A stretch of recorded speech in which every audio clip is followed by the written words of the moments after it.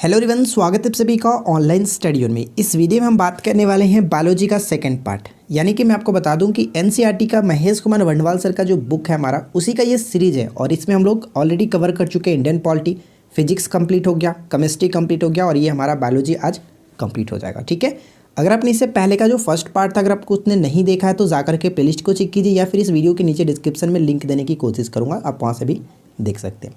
चलिए तो इस वीडियो को शुरू करते हैं और एंड तक ज़रूर देखिएगा, क्योंकि इसमें जो क्वेश्चंस दिए गए हैं वो डेफिनेटली काफ़ी अच्छे वाले क्वेश्चंस है, आपके आने वाले एग्जाम्स में आपका काफ़ी हेल्प करेगा। तो चलिए शुरू करते हैं। सबसे पहला क्वेश्चन देखिए क्या कह रहा है कि पाचन एवं पाचन तंत्र से संबंधित असत्य कथन कौन सा है। तो बताइए कि इसमें असत्य कथन कौन सा है, क्या होगा सही आंसर। तो मैं आपको बता दूं कि राइट आंसर यहाँ पे हो जाएगा ऑप्शन ए, यानी कि ग्रहण किया गया भोजन ग्लूकोज, वसीय अम्ल तथा एमिनो अम्ल के जटिल मिश्रण के रूप में होता है। ये पॉइंट यहाँ पे गलत है। सही क्या होना चाहिए, तो मैं आपको बता दूं कि ग्रहण किया गया जो भोजन होता है वो कार्बोहाइड्रेट, वसा तथा प्रोटीन के बड़े एवं जटिल अणुओं के रूप में होता है, जो कि ये पॉइंट यहाँ पे गलत कहा जा रहा है।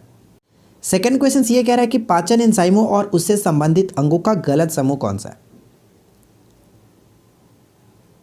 तो इस क्वेश्चन का राइट आंसर ऑप्शन हम डी को टिक करेंगे, यानी कि डी हमारा गलत है। ट्रिप्सिनोजेन जो होता है यहाँ पे पित्ताशय के साथ मैच गलत किया गया। क्यों गलत है, तो ट्रिप्सिनोजेन नामक जो एंजाइम होता है वो अग्नाशय यानी कि पेनक्रियाज से स्रावित होता है। इसको आप थोड़ा सा ध्यान में रखिएगा। अगला प्रश्न ये बनता है कि निम्नलिखित में से कौन सा एंजाइम ग्लूकोज को इथेनॉल में परिवर्तित करता है। ये क्वेश्चन बहुत ज़्यादा वीवीआई है, आप इसको अच्छे से ध्यान में रखेंगे। कौन सा एंजाइम जो कि ग्लूकोज को इथेनॉल में परिवर्तित करता है, सही आंसर होगा जाइमेज, ऑप्शन हम ए को टिक करेंगे। क्वेश्चन नंबर 4 कह रहा है कि निम्नलिखित में से कौन सा पाचक एंजाइम नहीं है। बताइए कि कौन सा पाचक एंजाइम नहीं है। तो राइट आंसर ऑप्शन बी को टिक करेंगे। गैस्ट्रिन जो आप देख रहे हैं ये पाचक एंजाइम नहीं है। अगला प्रश्न ये बनता है कि मानव शरीर में सबसे बड़ी ग्रंथि कौन सी होती है। वीवीआई क्वेश्चन है, ध्यान रखेंगे कि मानव शरीर की सबसे बड़ी जो ग्रंथि होती है वो यकृत होता है, ऑप्शन डी को टिक करेंगे। और सबसे छोटी ग्रंथि कौन सी होती है, तो सबसे छोटी ग्रंथि के रूप में हम लोग पिट्यूटरी ग्लैंड यानी कि पीयूष ग्रंथि को जानते हैं, जिसको मास्टर ग्लैंड भी कहा जाता है। ठीक है ना, ध्यान रखेंगे। और इससे जुड़ी एक चीज़ और पे आपको बता दूं कि यकृत जो होता है मानव शरीर की सबसे बड़ी ग्रंथि के साथ साथ सबसे बड़ा आंतरिक अंग भी होता है। ठीक है, सबसे बड़ा आंतरिक अंग भी होता है। नेक्स्ट क्वेश्चन क्या कह रहा है कि पीत रस का संचय किस अंग में होता है। जो पीत रस होता है उसका संचय कहाँ पे होता है, जिसको हम लोग बाइल ज्यूस कहते हैं। इसका जो संचय होता है वो होता है पित्ताशय में। लेकिन इसका अगर स्राव पूछे कि जो पीत रस होता है इसका स्राव कहाँ से होता है, तो यकृत से इसका स्राव होता है, ये ध्यान रखिएगा। अगला प्रश्न ये कह रहा है कि निम्नलिखित पदार्थों एवं उनके वर्ग का सही सुमेल नहीं है। तो बताइए कि कौन सही सुमेल नहीं है। तो यहाँ पे जो दिया गया पेप्सिन, पेप्सिन का संबंध कार्बोहाइड्रेट्स के साथ गलत होगा, क्योंकि पेप्सिन एक प्रकार का एंजाइम होता है। ठीक है, जो कि अमाशय से निर्मित होता है, ध्यान रखेंगे। पेप्सिन क्या करता है, तो प्रोटीन को अपेक्षाकृत छोटे पॉलीपेप्टाइड्स और एमिनो अम्ल में तोड़ करके उसका पाचन करता है। ठीक है, और यहाँ पे मैंने एक पॉइंट लिख रखा है, ध्यान रखेंगे। टेस्टोस्टेरोन जो होता है एक प्रकार का हार्मोन होता है और पूछा जाता है कभी कभी कि टेस्टोस्टेरोन किस प्रकार का हार्मोन है, तो ये पुरुष हार्मोन होता है, इसको आप ध्यान रखेंगे।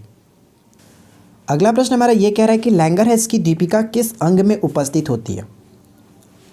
लैंगरहैंस की दीपिका जो है किस अंग में उपस्थित होती है, तो सही आंसर हम यहाँ पे ऑप्शन जो कि बी को टिक करेंगे, अग्नाशय। ठीक है, option B will be correct answer. और मैं आपको बता दूं कि जो इंसुलिन होता है वो लैंगरहैंस की दीपिका की बीटा कोशिका से जो कि स्राव होता है इंसुलिन का। देखिए इसमें कुछ जुड़ी पॉइंट्स लिखी गई है, जैसे कि लैंगरहैंस की दीपिका जो होती है वो अग्नाशय में स्थित होती है। इसमें अल्फा, बीटा, गामा, डेल्टा और इप्सिलॉन नामक कोशिकाएं पाई जाती है। साथ साथ ध्यान रखेंगे अल्फा कोशिकाओं से जो थी ग्लूकेगॉन का, जबकि बीटा कोशिका से इंसुलिन और इमाइलिन का स्राव करती है। और यहाँ पे एक बहुत अच्छा पॉइंट लिखा गया, जैसे कि इंसुलिन के अतिस्राव से रक्त में ग्लूकोज की मात्रा कम हो जाती है, जिसके वजह से हम क्या कहते हैं, इसको हाइपोग्लाइसीमिया नामक रोग हो जाता है। ठीक है, तो ये पॉइंट ध्यान रखेंगे। और इसका क्या प्रभाव पड़ता है, तो मानव की प्रजनन एवं दृष्टि क्षमता प्रभावित होती है इसकी वजह से। ठीक है, अगला प्रश्न हमारा ये कह रहा है कि मीठे स्वाद का अनुभव कराने वाली स्वाद कलिकाएं मनुष्य की जीभ में कहाँ उपस्थित होती है। तो इस क्वेश्चन का सही आंसर क्या होगा, हम ऑप्शन ए को टिक करेंगे, अग्रभाग में। ध्यान रखेंगे मीठे स्वाद की बात की जा रही है अग्रभाग में। अगर मैं बात करूं कि अगर हमारा ये जीभ है तो इसका जो अग्र भाग होता है ये मीठे स्वाद के लिए होगा, जो इसका पश्च भाग होगा वो हमारे जो कि तीखा भाग कह सकते हैं, और इसका जो पार्श्व साइड का है वो नमकीन और खट्टे भाग के लिए जो कि ये स्वाद कलिका हमें उपस्थित कराती है, ठीक है, अनुभव कराती है। अगला प्रश्न ये कह रहा है कि उत्सर्जन से संबंधित असत्य कथन बताइए। उत्सर्जन से संबंधित असत्य कथन यहाँ पे कौन सा होगा। देखिए बाकी पॉइंट्स में कोई दिक्कत नहीं है, जो गलत यहाँ पे होगा ऑप्शन हम सी को टिक करेंगे। क्यों ये गलत है मैं आपको ये बता देता हूँ। यहाँ पे बोला जा रहा है कि मनुष्य नाइट्रोजन का उत्सर्जन यूरिक अम्ल के रूप में करता है। तो यहाँ पे जो गलत पॉइंट है ये है कि मनुष्य सहित सभी स्तनधारी तथा अधिकांश जो उभयचर होते हैं जैसे मेढक व कछुए को भी ले सकते हैं इसमें, वो क्या करते हैं कि नाइट्रोजन का उत्सर्जन यूरिया के रूप में करते हैं, ठीक है। यहाँ पे यूरिक अम्ल बोला जा रहा है लेकिन यूरिया के रूप में करते हैं, यही पॉइंट यहाँ पे गलत हो रहा है, ठीक है। तो ध्यान रखेंगे, ऑप्शन हम सी को टिक करेंगे। अगला प्रश्न क्या बनता है कि वृक्क अस्मरी जिसको पत्थरी कहा जाता है किस रासायनिक पदार्थ से निर्मित होता है। और आपको पता है कि ये क्वेश्चंस कितना ज़्यादा इंपॉर्टेंट है, कई बार क्वेश्चंस ये रिपीट होता है। पत्थरी जो है वो किसका बना होता है, किसका, यानी कि पत्थरी जो है इसका रासायनिक पदार्थ इसमें क्या होता है, कई तरह से क्वेश्चंस पूछे जाते हैं। तो राइट आंसर होगा कैल्शियम ऑक्जेलेट, ऑप्शन सी को टिक करेंगे, कैल्शियम ऑक्जेलेट। तो इससे जुड़ी कुछ पॉइंट्स यहाँ पे समझ सकते हैं कि मानव वृक्क में बनने वाला जो पत्थरी होता है मुख्यतः कैल्शियम ऑक्जेलेट का होता है, और इसका सूत्र आप यहाँ पे ध्यान रखेंगे, कैल्शियम ऑक्जेलेट का सूत्र क्या होता है, ठीक है। अगला प्रश्न क्या कह रहा है कि एक वयस्क स्वस्थ मनुष्य द्वारा एक दिन में उत्सर्जित मूत्र की मात्रा कितनी होती है। तो राइट आंसर होगा ऑप्शन ए, लगभग 1.5 लीटर, ऑप्शन हम ए को टिक करेंगे। तो ध्यान रखिएगा, मूत्र में अगर भाग पूछे कि मूत्र में भाग क्या होता है, तो जल का भाग 95%, यूरिया जो होता है 2%, प्रोटीन, वसा, शर्करा, अन्य क्लोराइड्स 1.3%। यूरिक अम्ल अक्सर पूछा जाता है कि यूरिक अम्ल की मात्रा कितनी होती है, तो लगभग 0.03%, ठीक है। और इतनी ही मात्रा बताइए कि क्या होता है। तो आपको ये डाटा देख करके क्लियर हो गया होगा कि 0.03% आपके माइंड में CO2 की मात्रा, कार्बन डाइऑक्साइड की मात्रा होती है हमारे वायुमंडल में इतना ही %, ठीक है। तो इस तरह से आप याद रख सकते हैं। चलिए फिलहाल देखते हैं नेक्स्ट क्वेश्चन हमारा क्या कह रहा है। अगला प्रश्न ये कि मानव शरीर में रक्त के शुद्धिकरण की प्रक्रिया को क्या कहते हैं। ये क्वेश्चन भी बहुत ज़्यादा इंपॉर्टेंट है, बहुत बार पूछा गया। मानव शरीर में रक्त के जो शुद्धिकरण की प्रक्रिया होती है उसको हम लोग डायलिसिस कहते हैं, ऑप्शन ए को टिक करेंगे। नेक्स्ट क्वेश्चन क्या कह रहा है कि एल्कोहल के निराविशन के लिए उत्तरदायी अंग कौन सा है। तो सही आंसर यहाँ पे हो जाएगा ऑप्शन ए, यानी कि यकृत, ठीक है, यकृत को टिक करेंगे। देखिए नेक्स्ट क्वेश्चन क्या कह रहा है कि अंग तथा उससे उनसे उत्सर्जित अपशिष्ट पदार्थों का गलत समूह कौन सा है। क्या होगा राइट आंसर। तो इस क्वेश्चन का सही आंसर हम ऑप्शन सी को टिक करेंगे। यहाँ पे यकृत का संबंध जो गलत दिया गया, यमीनो अम्ल का उत्सर्जन, सीबम का उत्सर्जन, ये गलत है, ठीक है। तो सही हमारा क्या होना चाहिए, तो इससे जुड़ी पॉइंट यहाँ पे लिखी गई, आप इसको पढ़ करके समझ सकते हैं, ठीक है। जो यकृत होता है वो कोलेस्ट्रॉल, बिलुरिबिन और बिलीवर्डिन नामक पीत वर्णकों का उत्सर्जन करता है, ठीक है। तो यहाँ पे सही आंसर हमारा ऑप्शन सी को टिक करेंगे, जो कि गलत मैच किया गया था। देखिए अगला जो प्रश्न कह रहा है कि किस वैज्ञानिक ने मानव शरीर में रक्त परिसंचरण की खोज की थी। रक्त परिसंचरण की खोज किसने की थी। तो ध्यान रखेंगे, रक्त परिसंचरण की खोज विलियम हार्वे के द्वारा किया गया था। जबकि अगर क्वेश्चंस में पूछ लेता ब्लड ग्रुप की खोज किसने की थी, रक्त समूह की खोज, तो कार्ल लैंडस्टीनर ने की थी। तो ये दोनों क्वेश्चंस इंपॉर्टेंट है, इन दोनों को याद रखिएगा। यहाँ पे देखिए बहुत इंपॉर्टेंट पॉइंट लिखा गया, आप इसको पढ़कर समझ सकते हैं कि मानव शरीर में रक्त परिसंचरण की खोज विलियम हार्वे ने की थी। एंटनी वान ल्यूमेनहॉक ने, जो कि लाल रक्त कोशिका RBC की खोज की गई थी, ठीक है। जबकि हम यहाँ पे कह सकते हैं कि गैब्रियल एंड्रल, ठीक है, एंड्रल व विलियम एडिसन ने श्वेत रक्त कोशिकाओं की खोज की थी। तो ये दोनों पॉइंट्स भी इंपॉर्टेंट हो जाते हैं, और मैंने आपको ब्लड ग्रुप के बारे में बता ही दिया। चलिए अगला क्वेश्चन ये कह रहा है कि मानव परिसंचरण तंत्र के विषय में असत्य कथन है। तो सही आंसर होगा ऑप्शन हम ए को टिक करेंगे। यह पूर्ण विकसित तो होता है लेकिन खुला परिसंचरण तंत्र नहीं होता है, बंद परिसंचरण तंत्र होता है, ऑप्शन हम ए को टिक करेंगे। देखिए नेक्स्ट क्वेश्चन जो कि बहुत सिंपल सा क्वेश्चन है कि एक स्वस्थ व्यक्ति का हृदय 1 मिनट में कितनी बार धड़कता है। तो इसमें तो कोई दिक्कत ही नहीं है, ऑप्शन सी को टिक करके आगे बढ़ सकते हैं। देखिए अगला प्रश्न कह रहा है कि एक स्वस्थ वयस्क मनुष्य के शरीर में रक्त की सामान्य मात्रा कितनी होती है। ये क्वेश्चन भी बहुत ज़्यादा पूछा गया, बहुत बार रिपीट होता रहता है। तो एक स्वस्थ वयस्क मनुष्य में शरीर में रक्त की जो मात्रा होती है, सामान्य मात्रा, वो 5 से 6 लीटर, ऑप्शन बी को टिक करेंगे। तो यहाँ पे एक पॉइंट्स लिखा गया, ध्यान रखेंगे कि 5.5 से 6 लीटर होता है, जो शरीर के भार का लगभग 7 से 8% होता है। ये भी पूछा जाता है, 7 से 8% होता है। और रक्त एक गाढ़ा चिपचिपा और लाल रंग का तरल संयोजी उत्तक है। ध्यान रखेंगे, तरल संयोजी उत्तक है। ये क्वेश्चन पूछा जाता है और इसकी पीएच वैल्यू तो ऑलरेडी आपको पता होगी, लेकिन ये भी इंपॉर्टेंट है। ठीक है, नेक्स्ट क्वेश्चन देखिए क्या कह रहा है कि मानव रक्त के संगठन में किस पदार्थ की सर्वाधिक मात्रा होती है। तो राइट आंसर हो जाएगा ऑप्शन डी, प्लाज्मा के। अगला प्रश्न हमारा ये कह रहा है कि किस पदार्थ की उपस्थिति के कारण रक्त का रंग लाल होता है। तो रक्त का रंग लाल होने का कारण होता है हीमोग्लोबिन। हीमोग्लोबिन के कारण ही रक्त का रंग लाल होता है। अगला प्रश्न हमारा ये कह रहा है कि किस पदार्थ की उपस्थिति के कारण रक्त का रंग लाल होता है। अगला प्रश्न ये दिया गया कि रक्तदाब मापने के लिए किस उपकरण का प्रयोग करते हैं। ये क्वेश्चंस भी बहुत ज़्यादा वीवीआई है। तो राइट आंसर हो जाएगा ऑप्शन बी, यानी कि सिर्फ गैमेनोमीटर का प्रयोग हम लोग करते हैं। नेक्स्ट प्रश्न क्या दिया गया कि किस रक्त समूह के व्यक्ति सार्वभौमिक प्राप्तकर्ता, ठीक है, यानी कि यूनिवर्सल रिसेप्टर कहलाता है। प्राप्तकर्ता वो किसी भी ब्लड ग्रुप का, जो कि ग्रुप यानी किसी भी ब्लड ग्रुप से वो रक्त ले सकता है। तो सही आंसर होगा ए बी, ऑप्शन हम सी को टिक करेंगे। ठीक है, देखिए यहाँ पे एक पॉइंट पढ़ सकते हैं कि कार्ल लैंडस्टीनर ने 1900 ईस्वी में 4 रक्त समूह की खोज की थी, ए बी और ओ। ठीक है, तो ये ध्यान रखेंगे, रक्त समूह ए बी जो होता है वो सर्वग्राही यानी कि यूनिवर्सल रिसेप्टर कहलाता है, जबकि रक्त समूह ओ जो होता है उसको हम लोग यूनिवर्सल डोनर कहते हैं। अगला प्रश्न देखिए क्या दिया गया कि श्वेत रुधिर कर्णिकाओं का प्रमुख कार्य क्या होता है। यानी कि हम WBC की कार्य यहाँ पे पूछा जा रहा है। तो WBC का कार्य क्या होता है, तो शरीर की प्रतिरक्षा करना। ऑप्शन बी को टिक करेंगे। ठीक है, ऑप्शन बी यहाँ पे करेक्ट होगा। अभी तक जितने भी क्वेश्चंस हम लोगों ने देखा, एक भी ऐसा क्वेश्चंस नहीं था जो कि एग्जाम्स में रिपीट नहीं होता है। तो इसीलिए बोल रहा हूँ, इस वीडियो को एंड तक देख लीजिए। जितने भी क्वेश्चंस इसमें दिए गए वो सारे के सारे इंपॉर्टेंट, ठीक है ना। तो हृदय से शरीर के अन्य अंगों तक शुद्ध रुधिर पहुंचाने वाली जो रुधिर वाहिका है वो कौन सी है। तो हम कहते हैं धमनियाँ। ऑप्शन ए को टिक करेंगे। देखिए इस पॉइंट में, यानी इस टॉपिक से रिलेटेड यहाँ पे जो पॉइंट लिखा है वो बहुत ज़्यादा इंपॉर्टेंट है। इसको आप अच्छे से समझ लीजिएगा। यहाँ पे जो बात कही गई है पाल्मोनेरी महाधमनी, ध्यान रखेंगे, पाल्मोनेरी महाधमनी जो है एकमात्र धमनी है जो अशुद्ध रक्त का परिवहन करती है। ये क्वेश्चन पूछा जाता है। और पाल्मोनेरी सीरा एकमात्र सीरा है जो शुद्ध रक्त का परिवहन करती है। तो ये दोनों पॉइंट बहुत इंपॉर्टेंट होगा, इसको ध्यान रखेंगे। ठीक है, अगला प्रश्न ये दिया गया कि रक्त समूह ए बी में उपस्थित प्रतिरक्षी एंटीबॉडी है। तो देखिए बताइए कि ए बी जो है इसमें कौन सी एंटीबॉडी होता है। तो मैं आपको बता दूं कि ए बी जो रक्त समूह होता है इसमें कोई भी एंटीबॉडी नहीं होता है, कोई प्रतिरक्षी नहीं होता है। ठीक है, और इसी वजह से इसको यूनिवर्सल रिसेप्टर कहा जाता है। अगला प्रश्न हमारा ये कह रहा है कि निम्नलिखित में से कौन सा तंत्रिका तंत्र का कार्य है। बताइए कि तंत्रिका तंत्र का कार्य कौन सा है। तो सही आंसर होगा ऑप्शन डी, उपयुक्त सभी जो है वो तंत्रिका तंत्र के कार्य होते हैं।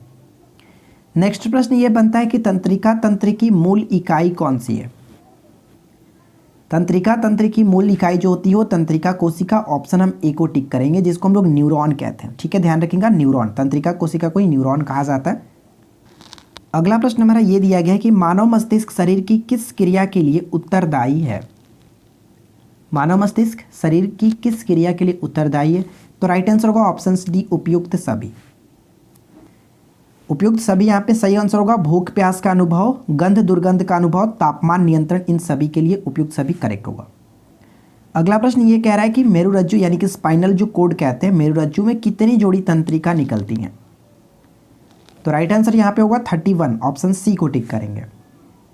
ध्यान रखिएगा यहाँ पे जोड़ी पूछी गई है, कितनी जोड़ी, यानी कि यहाँ पे जोड़ी पूछी गई है। तो यहाँ पे ध्यान रखेंगे 31। अगर कुल पूछा जाता तो 31 का डबल कर देते, 62 आपको ध्यान रखना है तंत्रिका निकलती हैं। अगला प्रश्न ये कह रहा है कि शरीर की प्रतिवर्ती क्रियाओं का नियंत्रण केंद्र है। शरीर की प्रतिवर्ती क्रियाओं का नियंत्रण केंद्र कौन सा है। तो ऑप्शन सी को टिक करेंगे, मेरुरज्जु यानी कि स्पाइनल कोड। ऑप्शन सी को टिक करेंगे। नेक्स्ट क्वेश्चन क्या बनता है कि हार्मोन अथवा एंजाइम का स्राव करने वाला अंग कहलाते हैं। तो सही आंसर क्या होगा। ऑप्शन ए को टिक करेंगे, ग्रंथि कहलाते हैं। ठीक है, ऑप्शन ए राइट आंसर है।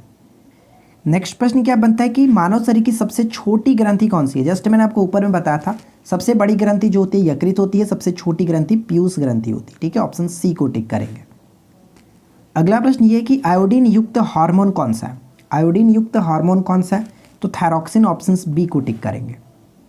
अगला प्रश्न देखिए क्या दिया गया कि बच्चों में थायरॉक्सिन की कमी से कौन सा रोग होता है। बच्चों में थायरॉक्सिन की कमी से कौन सा रोग होता है, तो इस क्वेश्चन का सही आंसर हो जाएगा ऑप्शन सी, जड़ मानवता। ऑप्शन हम सी को टिक करेंगे। ठीक है, ध्यान रखिएगा, एक्चुअली कभी कभी इसको जड़ मानवता ना लिख करके क्रिटिनिज्म लिखता है। ठीक है, क्रिटिनिज्म ध्यान रखेंगे, ऑप्शन सी बिल्कुल सही आंसर है। अगला प्रश्न ये कह रहा है कि थायराइड ग्रंथि से थायरॉक्सिन हार्मोन के स्राव को उत्तेजित करने वाला हार्मोन कौन सा है, तो सही आंसर हो जाएगा ऑप्शन ए यानी कि TSH। और ये TSH क्या है, तो इसके बारे में आपको अच्छे से यहाँ पे दिखा देता हूँ, आप भी अच्छे से पढ़ सकते हैं। देखिए, थायरॉक्सिन हार्मोन एक अमीनो अम्ल है। थायराइड ग्रंथि से थायरॉक्सिन के स्राव को TSH यानी कि थायराइड स्टिमुलेटिंग हार्मोन, अथवा इसको कह सकते हैं कि थायरोट्रोपिन, ठीक है, थायरोट्रोपिन हार्मोन द्वारा उत्तेजित किया जाता है। यह हार्मोन पीयूष ग्रंथि से स्रावित होती है, तो ये भी पूछा जा सकता है, इसको भी ध्यान रखिएगा। अगला प्रश्न ये कह रहा है कि गाय और भैंस के थनों में दूध उतारने के लिए किस हार्मोन का इंजेक्शन लगाया जाता है, तो right answer will be option B, oxytocin. ठीक है, ऑप्शन बी को टिक करेंगे। अगला प्रश्न ये कह रहा है कि किस हार्मोन को प्रेम या फिर आलिंगन का हार्मोन कहा जाता है। प्रेम या आलिंगन का हार्मोन कहा जाता है, तो राइट आंसर क्या होगा, ऑप्शन डी को टिक करेंगे, ऑक्सीटोसिन। नेक्स्ट क्वेश्चन है कि मधुमेह रोग किस हार्मोन की कमी से होता है, तो मधुमेह जो रोग होता है जिसको हम डायबिटीज़ कहते हैं, इंसुलिन हार्मोन की कमी से होता है। ऑप्शन सी को टिक करेंगे।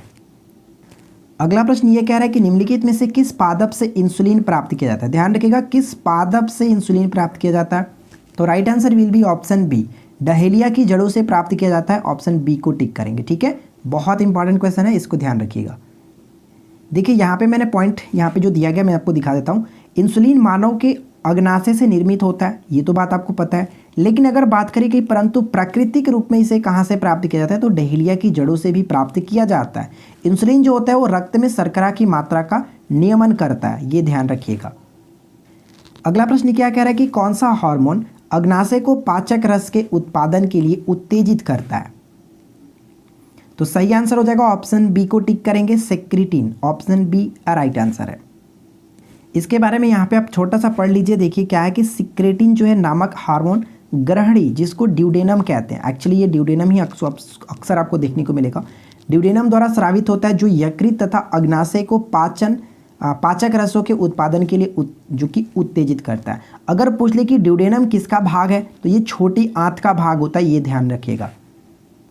नेक्स्ट प्रश्न ये बनता है कि एस्ट्रोजन क्या है, बताइए कि एस्ट्रोजन क्या है, तो एस्ट्रोजन एक प्रकार का हार्मोन होता है। ऑप्शन ए को टिक करेंगे। देखिए, इसके बारे में आप यहाँ पे पढ़ सकते हैं कि एस्ट्रोजन स्त्रीलिंग हार्मोन होता है, जो कि महिलाओं के प्रजनन तंत्र और द्वितीय लैंगिक लक्षणों जैसे स्तन, दूध, ग्रंथियां, गर्भाशय और योनि आदि के विकास और नियमन के लिए उत्तरदायी होता है। तो अक्सर ये पूछा जाता है, अक्सर पूछा जाता है कि एस्ट्रोजन किस टाइप का हार्मोन है, तो ध्यान रखिएगा ये स्त्रीलिंग हार्मोन होता है। ऊपर मैंने आपको एक बार बताया था कि जो कि टेस्टोस्टेरोन, ठीक है, टेस्टोस्टेरोन एक प्रकार का पुरुष हार्मोन होता है। इसी तरह से ये दोनों क्वेश्चंस मिला करके पूछे जाते हैं। अगला प्रश्न ये कह रहा है कि स्त्रियों की रजोनिवृत्ति के पश्चात किस हार्मोन का उत्पादन नहीं होता है, तो इस क्वेश्चन का राइट आंसर जो होगा, हम ऑप्शन किसे टिक करेंगे, ऑप्शन सी को टिक करेंगे, प्रोजेस्टेरॉन। ठीक है, ऑप्शन सी बिल्कुल सही आंसर होगा, प्रोजेस्टेरॉन। अगला प्रश्न ये कह रहा है कि कौन सा हार्मोन लडो या उडो हार्मोन कहलाता है। ये क्वेश्चंस भी बहुत ज़्यादा पूछा जाता है। लडो या उडो हार्मोन किसे कहते हैं, तो एड्रिनेलिन को कहते हैं। ऑप्शन बी को टिक करेंगे। अगला प्रश्न कह रहा है कि जीवों के प्रजनन के विषय में असत्य कथन की पहचान कीजिए। जीवों के प्रजनन के विषय में असत्य कथन की पहचान कीजिए, तो राइट आंसर यहाँ पे हो जाएगा ऑप्शन सी, विखंडन तथा विजाणु निर्माण कुछ कशेरुकी जीवों में प्रजनन संबंधी क्रिया है। ये पॉइंट यहाँ पे गलत है। इसके बारे में आप यहाँ पे अच्छे तरीके से पढ़ करके समझ सकते हैं कि क्या सही होना चाहिए। ठीक है, फिलहाल देखिए सेकेंड क्वेश्चन क्या कह रहा है कि अलैंगिक जनन से संबंध में असत्य कथन है। अलैंगिक जनन के संबंध में असत्य कथन कौन सा है, तो यहाँ पे राइट आंसर हो जाएगा ऑप्शन डी, यह प्रक्रिया पुष्पीय पादपों में संपन्न होती है। ऑप्शन हम यहाँ पे डी को टिक करेंगे। और मैं आपको बता दूं कि पुष्पीय पादपों में पुमंग व जयांग जो कि नामक प्रजनन अंग पाए जाते हैं, इसलिए इनमें नए पादपों का जन्म लैंगिक जनन के माध्यम से होता है। ठीक है, इसके बारे में आप यहाँ पे पढ़ सकते हैं ताकि आपको अच्छे से समझ में आ जाए, ध्यान रखिएगा, ठीक है। तो यही बात मैं आपके समझाना चाहता था। तो आई होप कि आपको ये पॉइंट्स क्लियर हो गया होगा। एक्चुअली ये सभी चीज़ें आपको पीडीएफ में दे दी जाएगी। मैंने ऑलरेडी आपको केमिस्ट्री और इंडियन पॉलिटी का पीडीएफ प्रोवाइड करा रखा है, और जाकर के डाउनलोड नहीं किए तो डाउनलोड कर लीजिएगा। इस वीडियो के नीचे डिस्क्रिप्शन में आपको लिंक मिल जाएगा, ठीक है। तो फिलहाल बात करते हैं नेक्स्ट क्वेश्चन क्या कह रहा है कि स्वपरागण की प्रक्रिया किन पुष्पों में पाई जाती है। स्वपरागण की प्रक्रिया किन पुष्पों में पाई जाती है। तो राइट आंसर यहाँ पे हो जाएगा ऑप्शन डी, यानी कि एक लिंगी व द्विलिंगी दोनों पुष्पों में पाई जाती है। ऑप्शन डी को टिक करेंगे।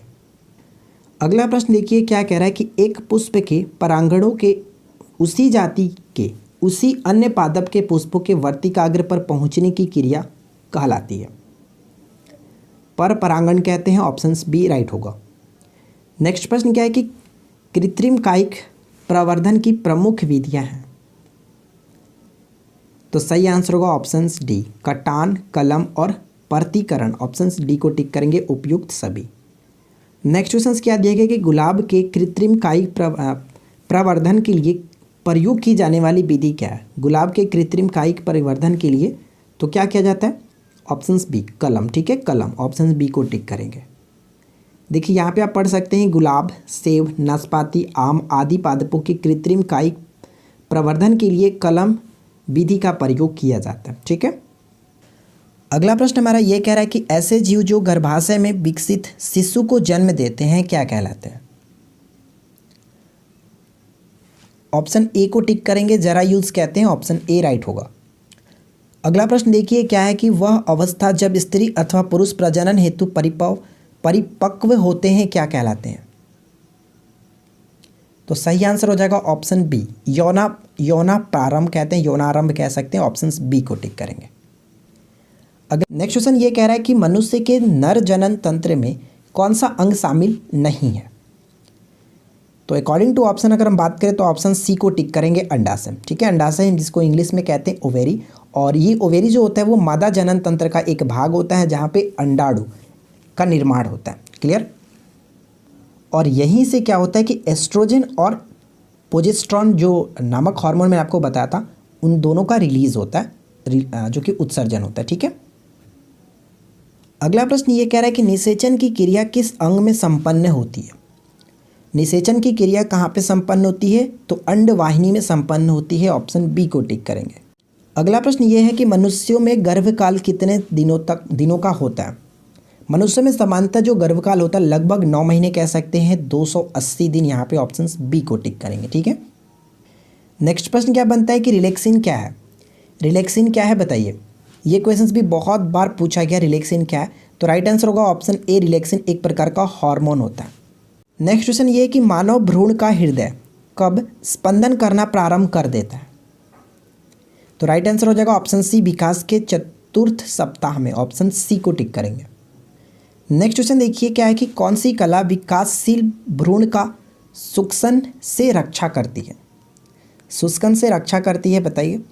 तो सही आंसर यहाँ पे होगा ऑप्शन ए को टिक करेंगे, एमनियन, ठीक है, एमनियन। ऑप्शन ए सही आंसर होगा। इसके बारे में आप काफ़ी अच्छी तरीके से आप यहाँ पे दी गई है, आप इसको पढ़ करके समझ सकते हैं। अगला प्रश्न ये कि पोषण का उद्देश्य क्या है। पोषण का उद्देश्य क्या होता है। तो राइट आंसर यहाँ पे हो जाएगा ऑप्शन डी, यानी कि शरीर की वृद्धि एवं विकास, शारीरिक क्रियाएं हेतु ऊर्जा की पूर्ति, रोगों से सुरक्षा, ये सभी उपयुक्त सभी। ऑप्शन डी को टिक करेंगे।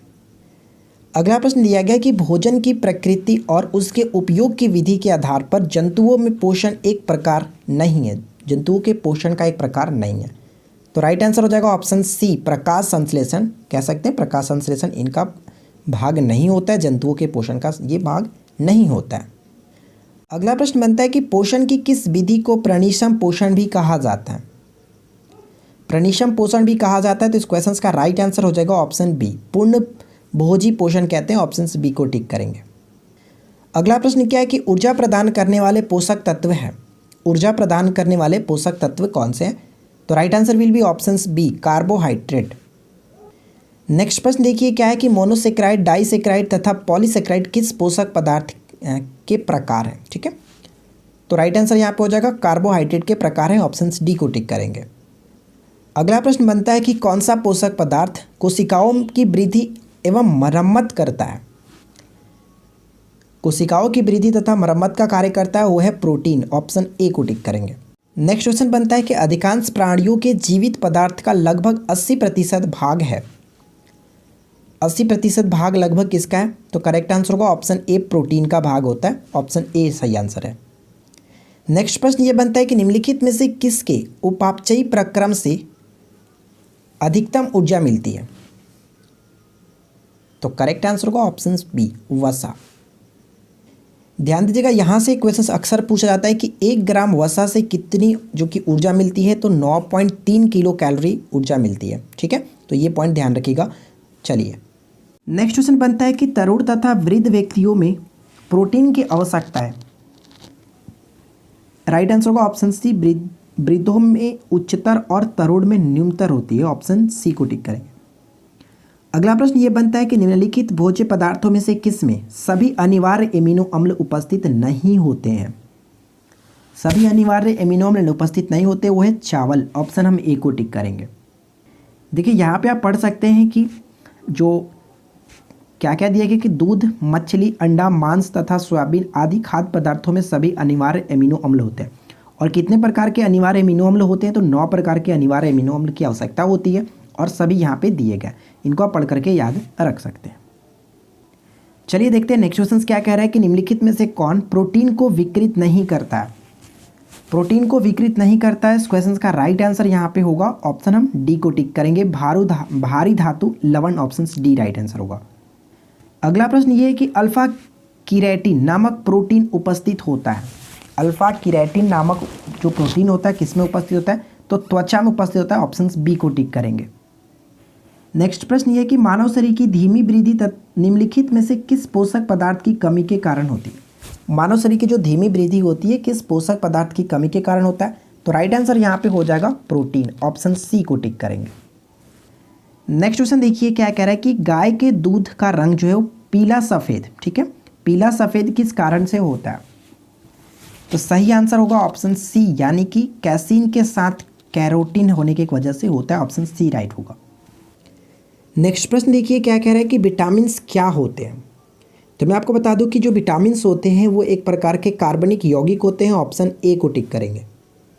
नेक्स्ट क्वेश्चन ये है कि खट्टे फलों में कौन सा विटामिन पाया जाता है? बहुत सिंपल सा क्वेश्चन है लेकिन बहुत बार रिपीट होता रहता है, तो ध्यान रखेंगे खट्टे फलों में विटामिन सी होता है और विटामिन सी का रासायनिक नाम क्या है? स्कर्विक एसिड इसको कहते हैं। नेक्स्ट प्रश्न है कि निम्नलिखित विटामिनों में से कौन सा शरीर में भंडारित नहीं होता है? तो सही आंसर होगा ऑप्शन बी, विटामिन सी का भंडारण शरीर में नहीं होता है। विटामिन सी जो है वो जल में घुलनशील विटामिन है, ये ध्यान रखिएगा। और ऐसा क्यों होता है मैं आपको यहाँ पे बताता हूँ। देखिए विटामिन सी मानव शरीर में संश्लेषित नहीं होता और यह जल में घुलनशील इसलिए बाह्य स्रोतों से ग्रहण किया जाता है। विटामिन सी शरीर में अत्यंत कम अवधि तक ही रहता है और मूत्र के साथ उत्सर्जित हो जाता है, इस प्रकार शरीर में इसका संचयन नहीं होता है। ठीक है, नेक्स्ट प्रश्न ये बनता है कि रक्त का थक्का बनाने के लिए किस विटामिन की आवश्यकता होती है? ये तो क्वेश्चन बहुत ज़्यादा इंपॉर्टेंट है और अक्सर आपको ये क्वेश्चन पूछा जाता है, तो राइट आंसर हो जाएगा ऑप्शन बी, विटामिन के की आवश्यकता होती है।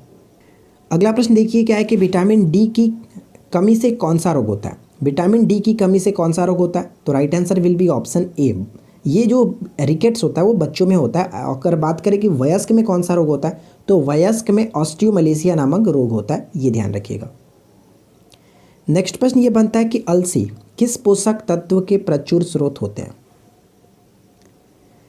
जो अलसी होते हैं वो कह सकते हैं कि ओमेगा 3 वसीय अम्ल के प्रचुर स्रोत होते हैं, ऑप्शन बी को टिक करेंगे। अगला प्रश्न दिया गया कि निम्न में से कौन सा विटामिन ए का प्राकृतिक स्रोत नहीं है? विटामिन ए का प्राकृतिक स्रोत नहीं है, विटामिन ए का प्राकृतिक स्रोत यहाँ पे दूध को टिक करेंगे, ऑप्शन डी राइट आंसर होगा। अगला प्रश्न क्या कह रहा है कि हमारे शरीर में त्वचा तल के नीचे विद्यमान वसा निम्नलिखित में से किसके विरुद्ध अवरोधक का कार्य करती है?